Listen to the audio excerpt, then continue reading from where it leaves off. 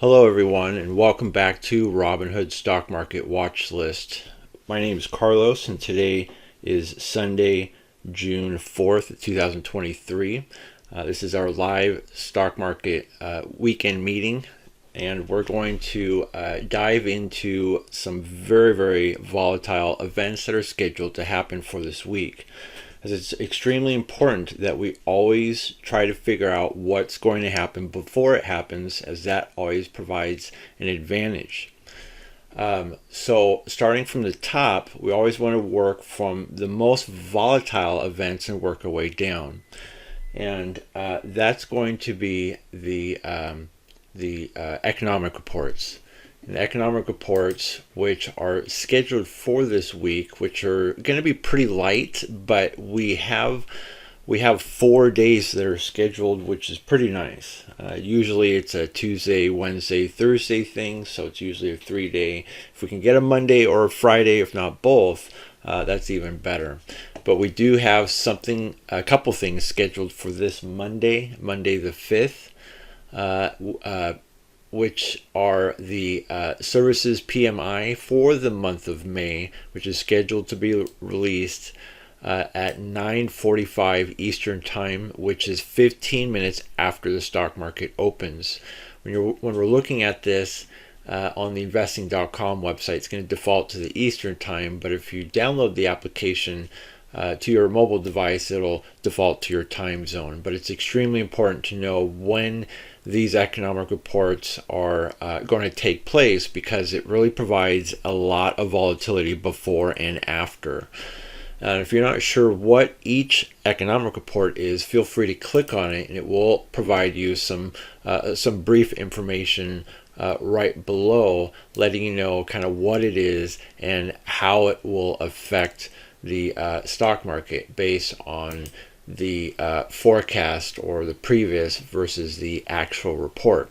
And so when we're looking at these two, we can see that the previous versus the forecast, what is to be expected, they're expecting the same. So it's hard to kind of determine how that will take place. And what we're going to see is that the market is probably going to it's going to feel like it's going to wait. It's going to wait to see what happens. That way it can determine whether it's going to uptrend or downtrend. And so, but we still could be in that little phase where bad news is good news, where if it is less than the forecast, that which would typically be bearish, sometimes we get that bad news is good news effect, because we're waiting to see what the government's trying to do with the interest rate hikes, if that's going to lower inflation and other things. So sometimes when we're seeing these lower reports, sometimes all of a sudden we see some bullish activity, because now investors are like, okay, whatever the government is doing is working, but the United States economy is still very, very strong.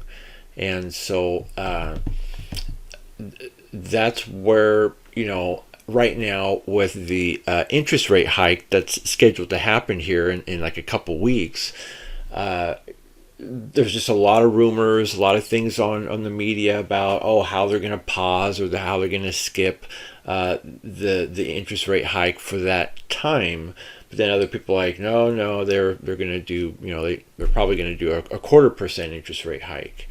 And so and we've done a poll on that, and I've done several of them within our group and chat rooms, and a majority of them are saying that we should see a 0.25% interest rate hike. Some of them are saying a skip. Very few are saying 0.5%. But like I said, a majority are saying that we should still anticipate a 0.25% rate hike. And so why do we think that is because the United States the economy is still very, very strong. The government still has more work to do, as they normally say, and that would be to continue increasing rate hikes until the recession peaks. When the recession peaks, then that's when we should see a massive slowdown in buying, and a lot of these numbers are the economic numbers are going to be very very low. And so, but surprisingly, there's been a lot of the numbers have been pretty high. They've been very bullish. They've been doing good. Unemployment's been pretty low, and we've been adding jobs to the economy. I mean, it's like I said, the economy is doing really, really good. So sometimes when we see the numbers maybe higher than it might be. Sometimes good news is bad news. So it's very interesting to.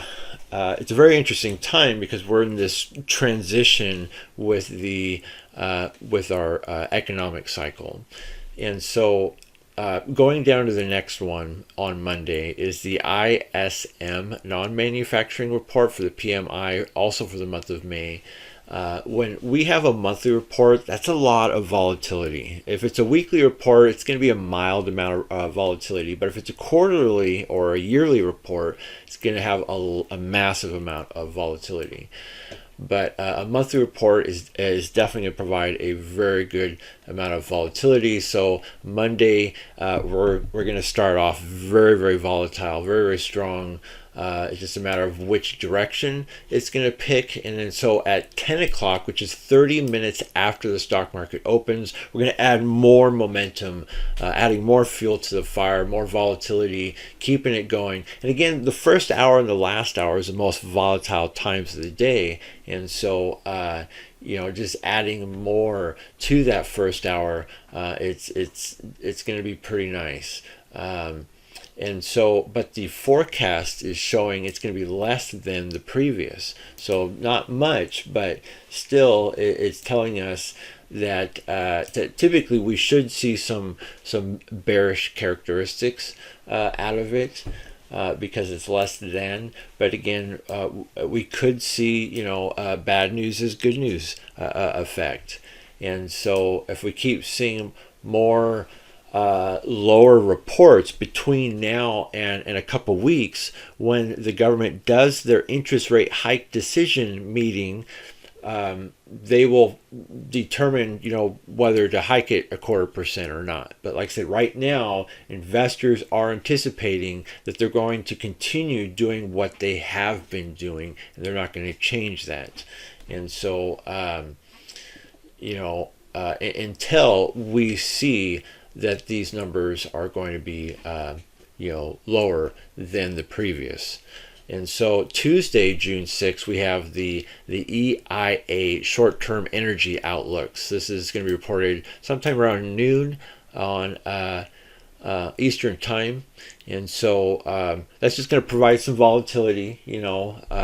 It's always hard to determine which direction that it's going to go, but it's going to provide some pretty nice waves, which is great for day trading, great for swing trading. And then Wednesday, June 7th, we have the crude oil inventory reports, which is a weekly report. So it's going to provide a very mild amount of volatility about 1 hour after the stock market opens, about 10:30. We don't have a forecast yet, but as we get more into tomorrow, we will see more forecasts that will be populating on this page. So we don't have the initial jobless claims either, which is the unemployment report, but we can kind of forecast a little bit here. With the crude oil inventories last week, the report came back very high, and so when we see large movements, we see a bounce on the opposite direction. And so we should anticipate that the crude oil inventory levels are going to go down. And these two reports, if these are down, that's bullish, because if the crude oil inventory levels are down, that means people are buying gas and flying and burning oil. They're traveling. They're spending money. It helps the economy because they're probably spending money in other places as well. And so if it's up, that means people are not driving or flying or doing things to help the economy. And so So same thing with the unemployment report. If people are unemployed, then they're not generating revenue. They're not spending money. That helps sales tax. That helps the economy. If the unemployment level are down, that means people are generating revenue, spending money, paying taxes, helps the economy. And so so we'll have to see what the forecast looks like, but I would say that Wednesday we should see a lower forecast. Wednesday looks bullish, but Monday again to be determined. Tuesday just volatile, and then Wednesday looks bullish. Thursday, I think the unemployment has kind of came up a little bit, but hasn't really met the forecast. It's still been pretty low for the most part. It's been hovering right around a very low amount in the low 200,000 range for quite a while. And so I think it's a little high now.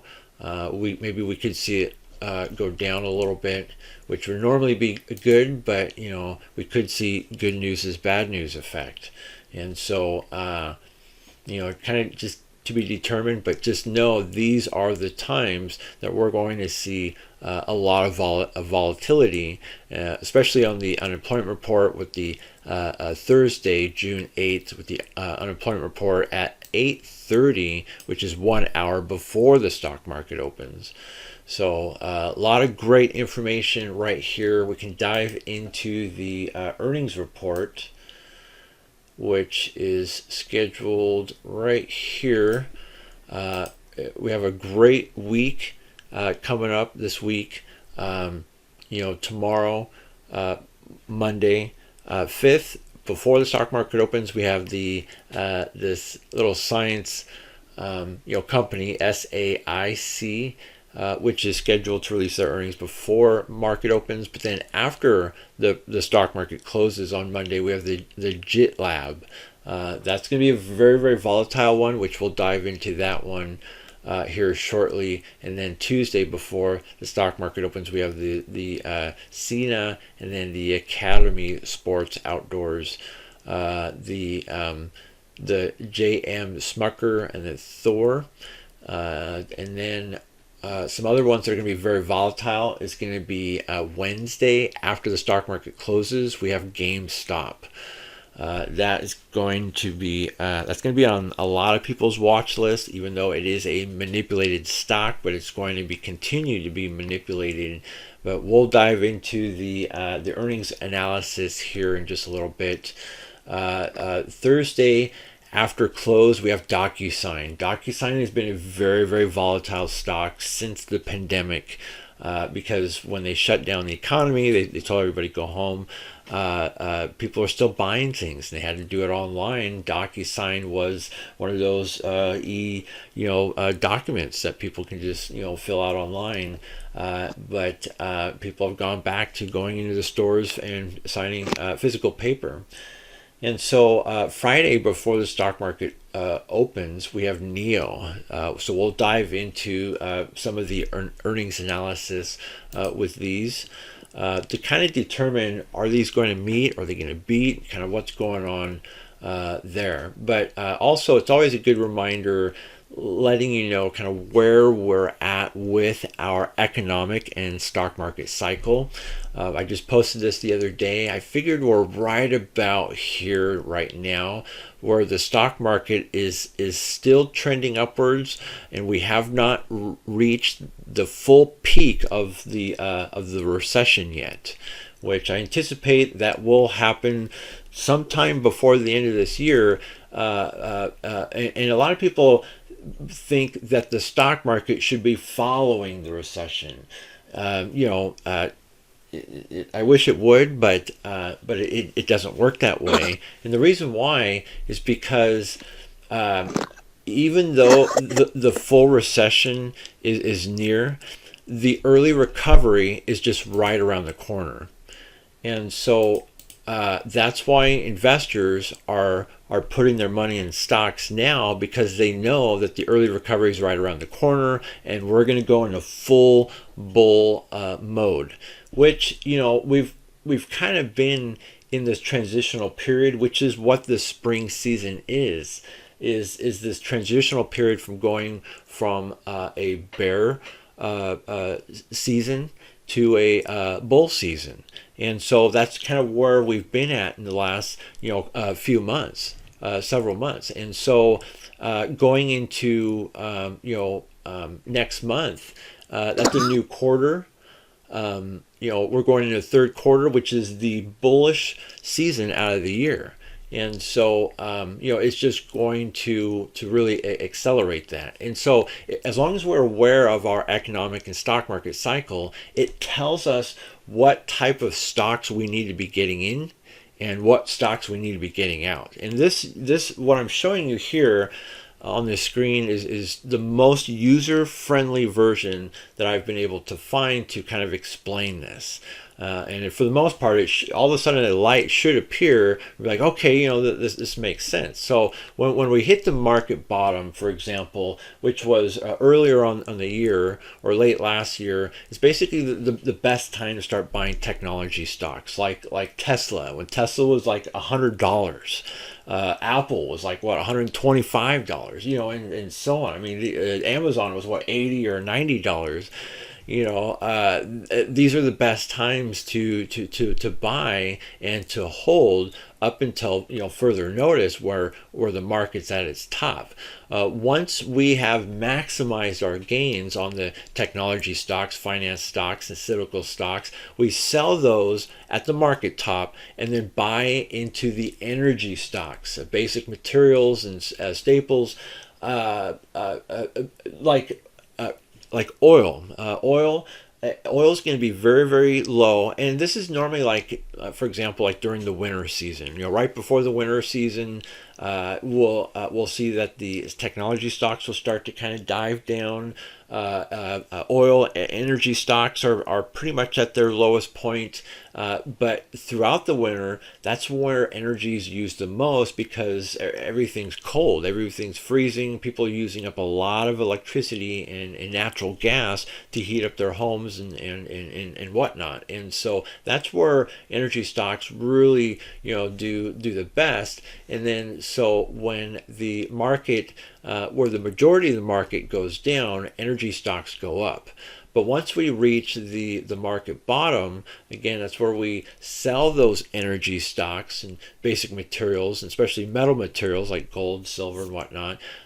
We get out of that and get right back into the technology stocks. So it's a continuous cycle that repeats itself over and over and over and over.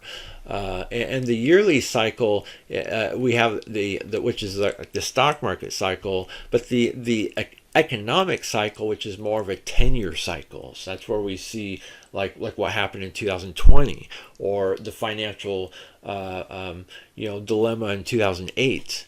And then we also had something in '99 and 2000, and another thing in the early '90s and '80s and '70s. It just goes on and on. This is all like a repeated cycle. It's all meant to happen. The world leaders are going to ensure that it happens. So it's all just part of the game. So as long as you're aware of that, you can participate in this a lot better. And so, but just by knowing what's going to happen before it happens, again, provides you a huge advantage. And so that is part of the where we're at, again, with the economic and stock market cycle. We're just right over that part where we're still trending upwards. We're not quite full in the full bull market yet, but we haven't fully reached the peak of the recession. And so so next is the earnings for NEO. This is really probably the most anticipated earnings release for this week. And again, it is scheduled for this Friday, June 9th, before the stock market opens. However, they are expected to miss their earnings, but investors are bearish going into the company's earnings release with a 51.5% expecting an earnings beat, which option traders are pricing in almost a 12 to 13% price movement in either direction. And again, that price movement has a 51% that it could be moving upwards at 12.5%. So, but just know that we're going to see a lot of volatility with this one, which also affects other EV stocks. So it's definitely a good time to put a lot of electric vehicle stocks on our watch list. The second most anticipated earnings release for this week is GitLab. Is expected to beat their estimates. GitLab, which is GTLB, is confirmed to release their earnings report on Monday, June 5th, after the stock market closes. Investors are bearish going into the company's earnings release, but with a 63% expecting an earnings beat.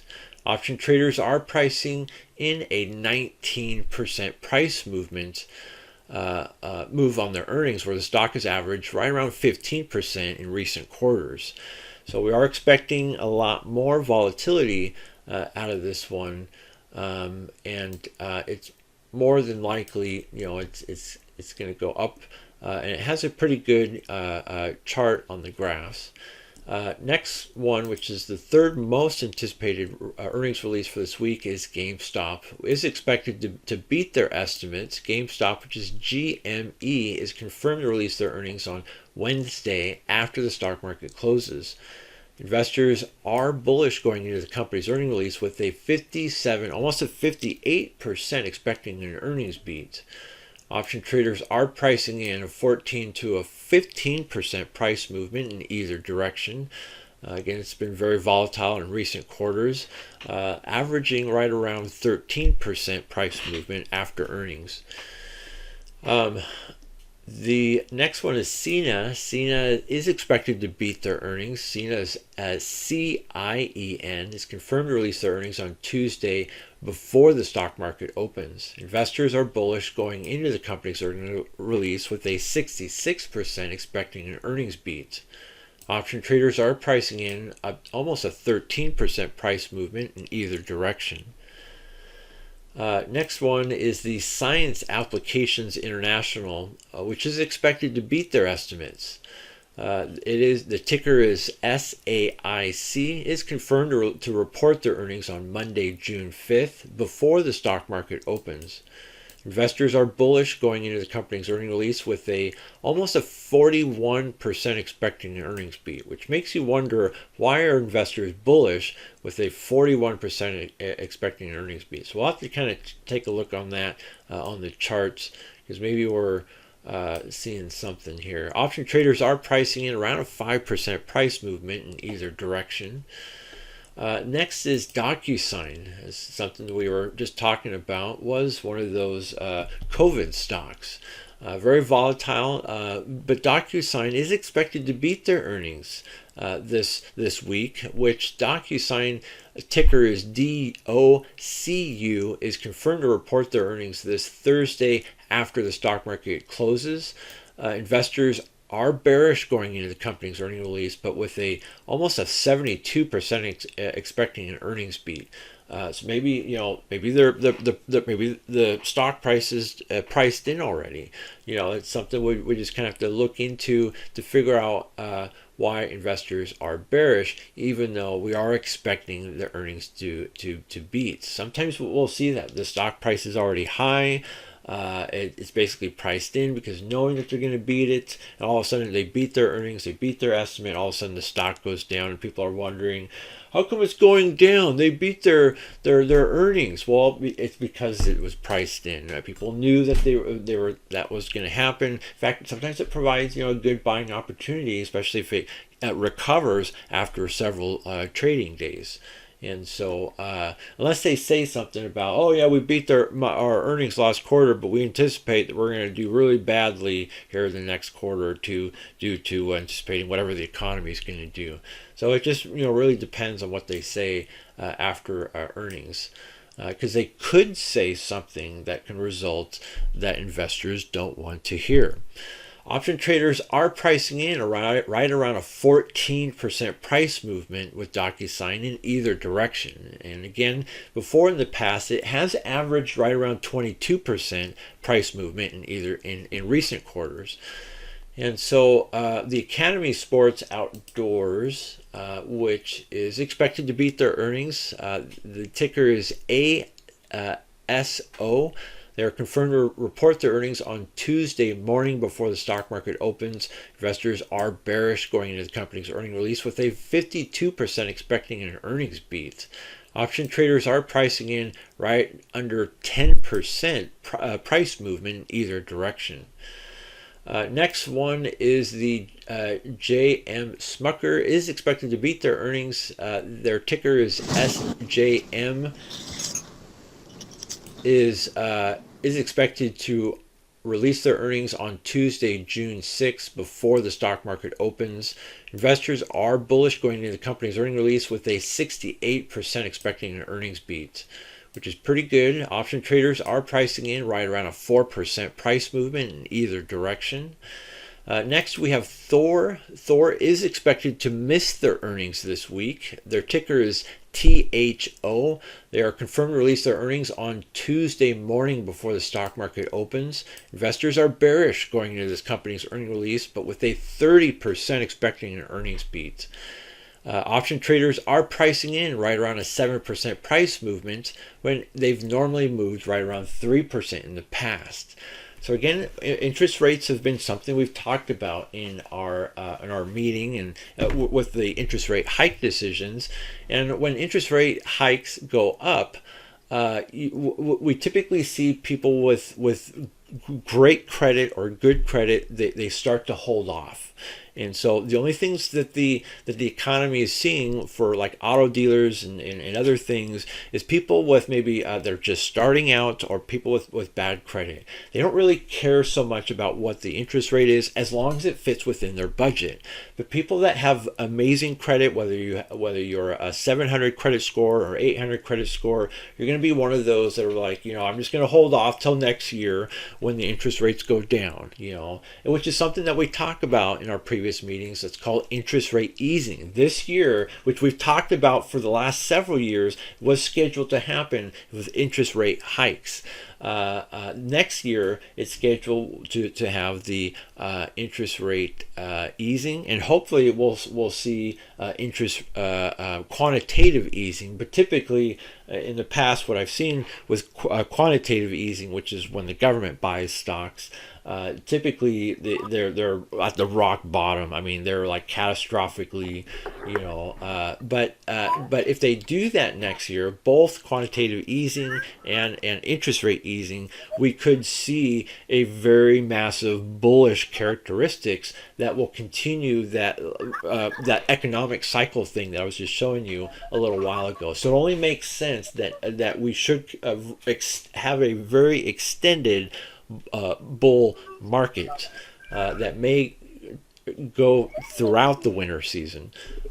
We may see maybe a little dips, maybe a ranging throughout the winter season, but we'll see. But for now, with Thor Industries, they're suffering because people that normally buy these brand new $100,000, $150,000 RVs and travel trailers are people with great credit, and those are the ones that are not buying, and that's going to affect the Thor Industries, and that's why they have a 30% expecting earnings beats. So if we want to gamble a little bit, we can actually throw some puts on this, and if they do miss their earnings and whatnot, if they go down 7%, that may be a nice little lottery play in your pocketbook there. Next earnings for this week is the Cracker Barrel Old Country Store, which is expected to beat their earnings. Their ticker is CBRL. They're confirmed to release their earnings on Tuesday, June 6th, before the stock market opens. Investors are bearish going into the company's earnings release, but with a 40% expecting an earnings beat. Which is not good. Option traders are pricing in right around a 5.5% price movement in either direction. Next one is the in our last one, this is just kind of an extra bonus, but it's called Rent the Runway. It is scheduled to report their earnings this Wednesday, June 7th. The ticker is RENT. It is something we've talked about before in the past, but they are confirmed to release their earnings this Wednesday, June 7th, after the stock market closes. Investors are bullish going into the company's earnings release with almost a 91% expecting an earnings beat. That is absolutely nuts and unheard of. That is almost like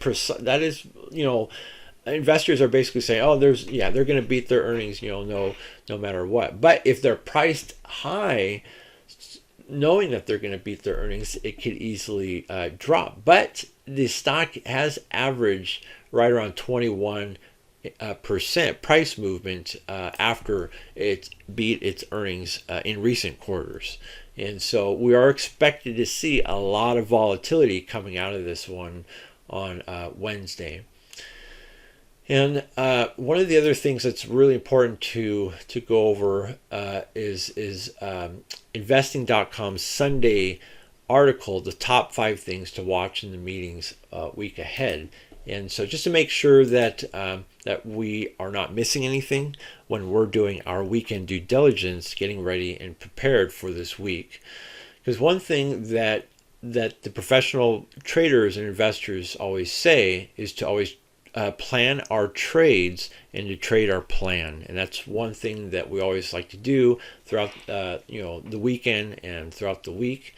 That way we're always aware of what's going to happen before it happens, so we're always that way we always have a plan. The economic calendar is light in the coming week, but rate decisions in Canada and Australia will be in the spotlight in the run-up to the Federal Reserve's keenly anticipated announcement on June 14th. Investors remain cautious despite a rally in tech stocks, and market watchers will get an update on the outlook for the global economy. Here's what we need to know to start our week. The first and most important thing is the United States data, which is something that we've already kind of went through a little bit with the economic reports. With the Fed entering its traditional blackout period ahead of its June 14th and 14th meeting, there will be no official discussing the monetary policy outlook. Friday's mixed United States employment report showed job growth accelerating in May, but also indicated that the wage gains are moderating. An increase in the unemployment rate added to the view that conditions in the labor market are easing. The jobs data underlined expectations for the Fed to pause hiking rates as its upcoming meeting. It would be the first halt since the Fed started its aggressive anti-inflation policy tightening more than a year ago. The ISM Services PMI is out on Monday and is expected to point to its still solid rate of expansion. In contrast, with the manufacturing PMI, which contracted for a 7th straight month in May.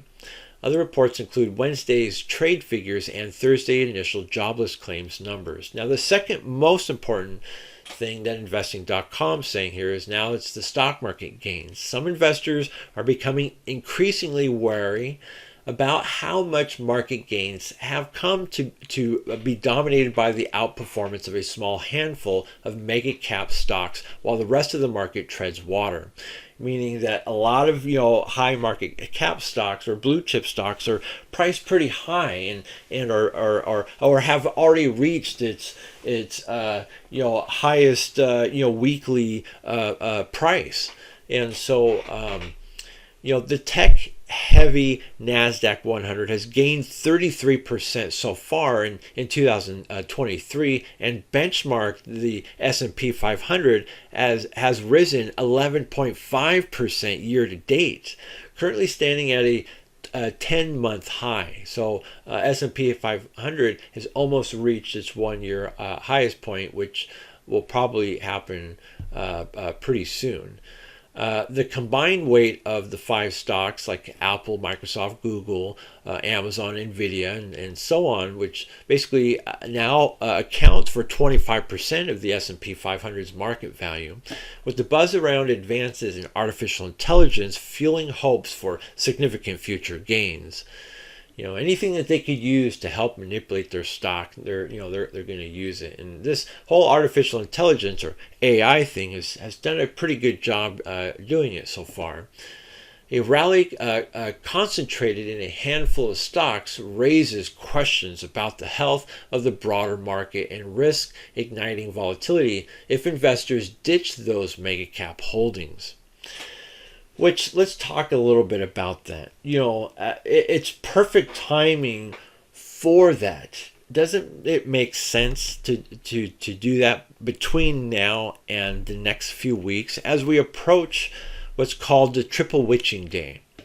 I'm going to pull up a calendar here, which it is extremely important that every trader and investor should have a stock market calendar for the entire year. And as we look at June 16th, which is Friday, we see a lot of these squiggly marks on there. Let me zoom in here for you. And basically what that means, we have the big square, yellow square right around June 16th. That means that there's going to be a lot of things that are going to expire. And so what triple witching is there's a lot of events that expire, which kind of forces a lot of investors to sell that would normally maybe hold throughout a Friday or throughout the weekend. But since it's on a Friday, there's also a lot of other types of investors and traders that don't want to hold throughout the weekend, and so usually we see a low amount of activity, volume activity, because people are trying to get out and to and to prepare themselves for the next trading day. So on Monday the 19th, whatever the prices are, they'll get back in, and most likely it'll be a much lower price than whatever it was that they sold it at Friday morning or maybe the day before. And so just know that we're 2 weeks away from that event happening. So I just want to let you guys know, be prepared, because we could see other investors in Wall Street prepare for that between now and then. So we could see a downtrend between now and then, but then next week, it could range, it could cool off. I mean, not next week, but the week of the 19th through the 23rd, and then and then it'll recover. Things will start going back up, and then July is a whole new month. It's a whole new quarter, and it's a whole new season. That is the bull season. It is time to rock and roll and to pump these stocks up as much as investors can before the end of September, because all of a sudden September 15th.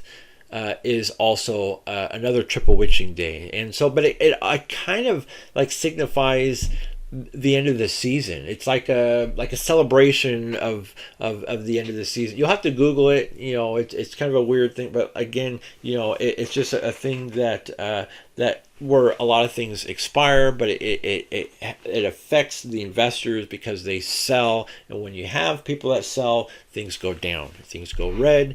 But we can be prepared for that. If you're into stock options, we can buy puts the day before, and this can be a very, very profitable day because we are aware of what's going to happen before it happens, and so that is a huge key to our success. So going back to the the investing.com top 5 things to look for. Then we have the third most important thing they're saying is the central bank decision. So ahead of the Fed's upcoming meeting, the Reserve Bank of Australia and the Bank of Canada will both hold their policy meetings this week as officials in both countries grapple with still persistent inflation. And so it's not going to have a major effect on our United States stock market. It's going to provide a very mild amount of volatility, so we don't need to really worry so much about that one. As well as the number 4, Eurozone, kind of the same thing, but it does show in the Eurozone. The data on Monday will show how the German economy performed at the start of the second quarter. So looks like a little bit of some Europe information there. Same thing for number 5, but the top 2 are going to be the most significant things to kind of focus on for this week. And so let's look at options activity. So options activity for last Friday, right before close, going through the weekend, we can see that Tesla, which ended just under $214 a share, was up 3%. Held the most options volume by a lot.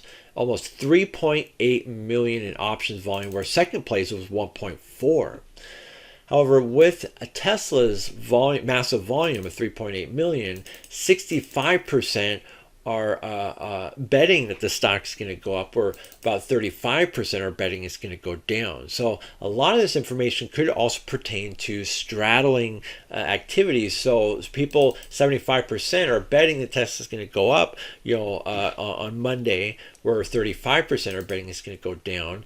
Apple, investors are betting 74%. That's not quite like Apple. Normally we are seeing like 65%, but for some reason a lot of people are betting Apple's going to continue to go up on Monday. Only 1.4 million in options volume. It was only up 0.5%. And it's just shy under $181 a share. So it is up there, you guys, but with a lot of volume. Nvidia, which was third place last Friday, was down 1%, right around $393 a share. But people are still a little bullish going into the weekend at just under 58% call ratio with a 42% put ratio. Amazon, which was up 1.25% last Friday at $124 a share. Investors were also bullish, almost at 68% call ratio with a 32% put ratio. AMD, which has been kind of struggling since it reached its peak the other day, right around $125 a share. It's just now under $118 a share. It was down Friday 1.3%.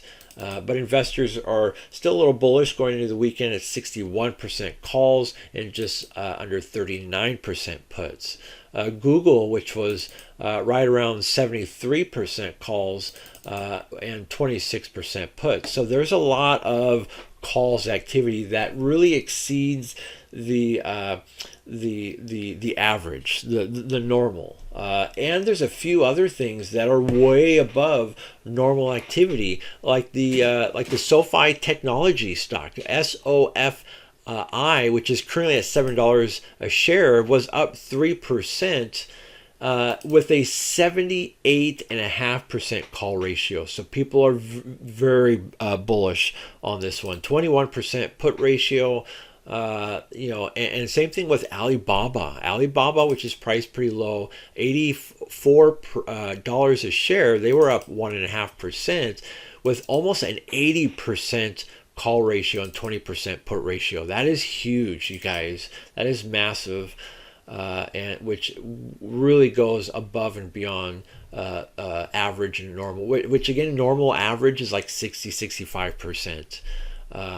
Same thing with the earnings, expecting the beat is normally right around 65%. So anything above that is considered above average, and so that's pretty huge. And let's kind of get a little more details on these to see exactly what are the calls and puts that people are buying.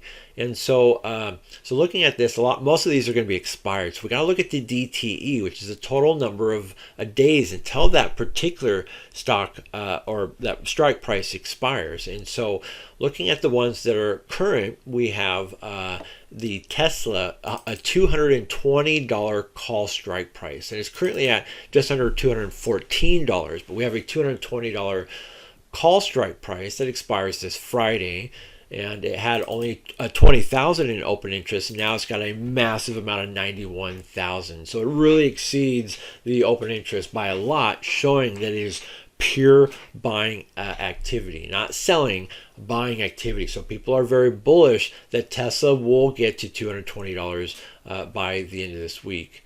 And then there's another one, $215 one, had hardly no open interest. Now it's got a lot more interest and a lot more volume coming up here.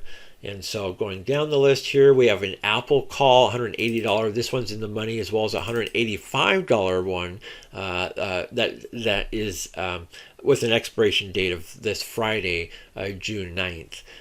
Had a pretty decent amount of open interest, 31,000. Now it's got a volume of 54,000, which exceeds the open interest. So most likely it's just going to accumulate Monday.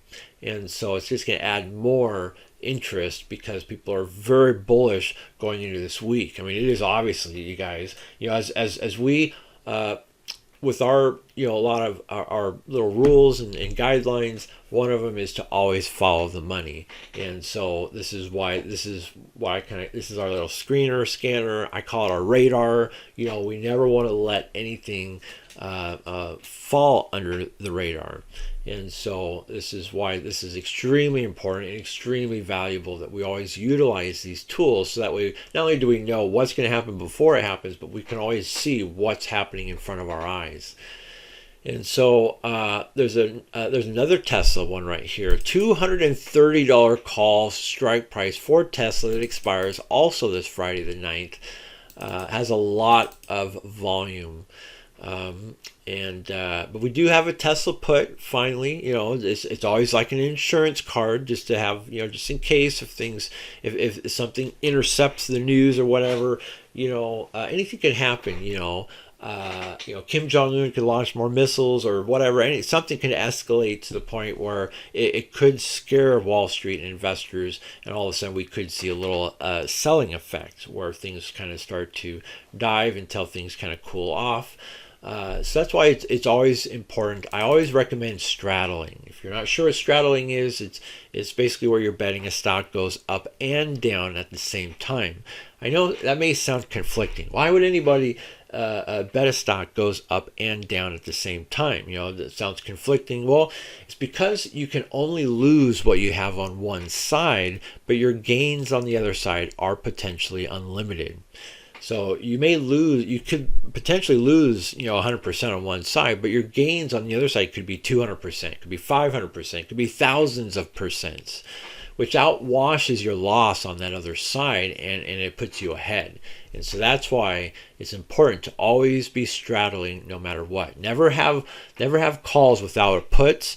Never have puts without calls. You're just covering yourself just in case if things don't work out. You're going to be very thankful that you did that. Plus, it gives you something to work with.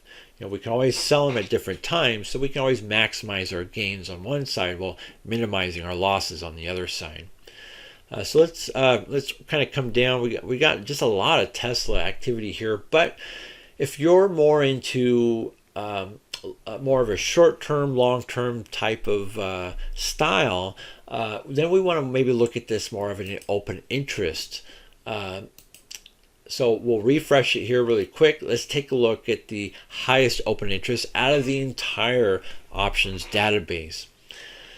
So we see that AMC, which is a manipulated stock, which is a red flag, dominates the entire options list with over 300,000 in open interest. A lot of those are what we call bag holders, people that have been wishful thinking, hoping that this stock would turn around, which It's not. This is a penny stock. This was what, $3 a share before all the big manipulation happened. During the GameStop days. Anytime there's something significant that happens, there's always a copycat. There's always a stock or cryptocurrency that wants to be the next, the next star. And so AMC was next in line to kind of follow GameStop's glory. And so, and it did a wonderful job, but it was immediately intercepted, before it could really do what, investors wanted it to do. But, AMC is currently at $4.55 a share. We have a $10 strike price that is expected to expire in July 21st, which is approximately 48 days from now. Also, $10 to $11 per contract. Kind of a low amount of volume activity. It's got a lot of open interest. I would imagine this is probably people starting to sell and trying to get what money they can out of it. So I would definitely recommend avoid that at all costs. NU is the second highest open interest at 200,000. But we have a put $5.55 or a $5.50 put strike price. It's currently just under $7, so it could easily get down there between now and its expiration date, which is October 20th. American Airlines, which is, people have been very bearish with this stock for a long time. We've been doing these meetings for quite a while, and it was, I think we've been noticing it, a lot of people betting against it since it was right around $20. But we have a $10 put strike price that expires next January 19th of 2024, which is approximately 230 days from now. We have a very high amount of open interest at 172,000. Very low amount of volume activity, but it could be accumulating. Maybe they're buying, and so we'll have to see what this looks like Monday to see if it's adding to it or is it subtracting from it. But we do know, as we've gotten the news over the weekend about the pilots strike that could easily happen soon. So if there is a pilot strikes, that means they're not going to be flying planes. That's going to hurt American Airlines revenue. And so that is probably the reason why there's so many puts. Snapchat, which is fourth in place here with the open interest, 143,000. We have a $10 call strike price. This one's already in the money. This one expires in a couple weeks. On June 19th. Let's see if we can kind of take a look at some bigger significant price differences. Like, for example, Vail. So even if you're not into stock options, maybe you're looking for something to buy some shares with. So look at Vail. Vail is $13.68. We have a $20 strike price that is set to expire in January 19th. Think of it as like a target. So investors are betting that Vail is going to go from $14 to $20 by the end of this year or the beginning of next year. And so if you're buying this as shares and it gets from $14 to $20, you just gained like what, 40-50% in a matter of like 6 months. And so not only, I don't know if it may pay dividends. We'd have to look into that. But not only are you holding on to something that may be appreciating, but they may also pay you dividends every 3 months. And so this is a great area to look for shares if you're a short-term or a long-term investor. It's by looking at the highest open interest in the options system. Let's see if we can find any others that are pretty a big difference. We have Activision, which is currently at $80.50. We have a $95 call strike price that also expires towards the end of the year. If we went from 80 to 95, that's like what, a 20% gain. So, and then we have Bank of America, BAC. We have a call and a put. So we got a little bit of some straddling here. So with all the interest rate hikes, decisions, and coming on, the financial system, the financial stocks are going to reach their bottom soon. And so again, investors like to start investing early. So we could see a little more bearish characteristics between the next a few months, but I would imagine that the financial stock should be reaching its bottom anytime, which is a great time to start buying those, because when banks start lowering their interest rates, when the government starts doing interest rate easing, lowering interest rates, all of a sudden we're going to see people with great credit, those 700 and 800 credit scores, are going to start buying things. Their cars are going to have higher miles than what they normally would have had, but they've been holding off for this long, waiting for the interest rates to go down. But people with high interest rates, they can always refinance later. With whatever rate that you have doesn't mean that it's permanent. You can always refinance when the rates go down. But some people don't want to deal with that. People just sometimes want to wait until. So that's going to help out the financial, that's going to help banks. It's going to increase a massive amount of revenue, but investors are going to find that bottom. They're going to start investing now while it's at the lowest point. And that should be really any time. And we can see a lot of people are straddling now, because we're almost at that tipping point where it could go either way. It could go down a little bit more, but it should be starting to go up any time. And so that's kind of the activity that we're seeing. And not only does Bank of America, are you holding something that's going to be appreciating, but I believe they're also paying dividends. So they're going to pay you for holding their stock every 3 months. We'll take a look to see if there's any other significant price differences. And here it is, which we've been seeing lately. Look at Tesla, which is currently just under $214 a share. We have a $825 call strike price that is expected to expire next January 19th of 2024. So we got about almost 6 months until this happens. And why are investors betting that Tesla's going to reach this? Now, I've seen this happen before, so this is not impossible. But we have to try to figure out again what's going to happen before it happens. And there's a couple reasons why this stock could reach that. And it could be because several things. It could be because maybe finally Tesla is mass producing the Cybertruck and finally delivering it to everybody around the country. It could also be that that during the summer season they do another update reveal on their robot that is designed to provide basic human tasks, not only for for personal reasons, but it could also be for industrial reasons. This thing, which will replace jobs, but it will help increase the company revenue. And so this will, we're going to see this with Amazon. We're going to see it with Tesla. Tesla's going to use these robots on their own stuff to build parts and to, to move things around the factories.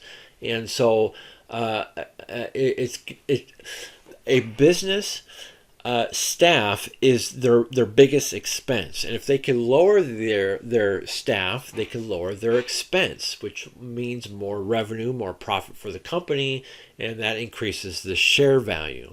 And so that is another factor. The other factor that could also potentially increase Tesla's stock is that they plan on, and this has been something they talked a little bit about in the past. They don't talk about it much, but they did talk about how they want to come out with a $25,000 electric vehicle. If they come out with a $25,000 electric vehicle, nobody else can really compete with that, except for what, Nissan. I can't remember how much the Nissan Leaf is, but it's probably right around that.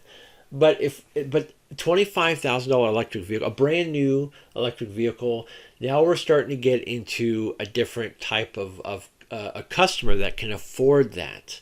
Where most electric vehicles are right around $45,000, that's a different type of, customer that's maybe been through college or has a career, making good money, family, yada yada. $25,000 electric vehicle. Now we can get, somebody, parents buying a car for their kid right out of high school or during high school or a college student, there's all different kinds of different types of customers now that will, and it's been a while since Elon Musk has revealed something on live on where at the end of the presentation he can then say, now you can go to Tesla.com and reserve this for $500 or $100, because what we've learned what that can do is it helps manipulate their stock and investors, because now they'll say, oh, we have all these reservations, so that means that